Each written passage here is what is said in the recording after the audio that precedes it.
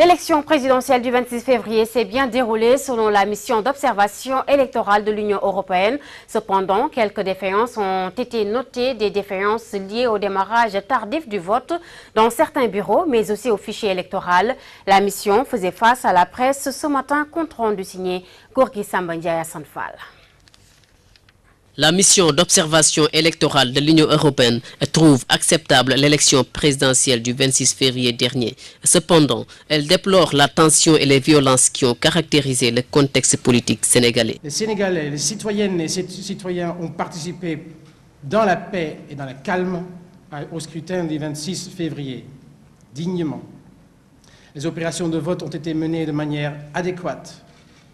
Ces élections ont été dans l'ensemble organisées de façon adéquate, même si nous avons pu constater des défaillances par-ci et par-là, comme par exemple une ouverture d'un bureau tardivement, après 8 heures, ou bien le manque généralisé de vérification de l'encre sur les doigts des électeurs.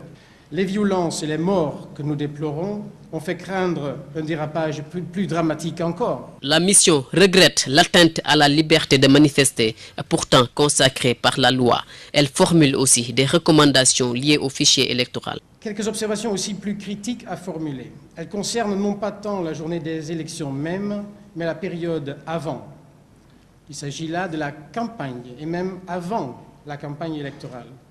Il s'agit de la qualité du fichier électoral, il s'agit de la distribution des cartes d'électeurs, il s'agit de la validation des candidatures, et il s'agit de quelques décisions prises pendant la campagne électorale, j'en ai parlé déjà, concernant la liberté de manifester. La mission d'observation électorale de l'Union européenne regrette la sous-représentativité de l'électorat âgé de 18 à 23 ans, mais également l'absence de cadre législatif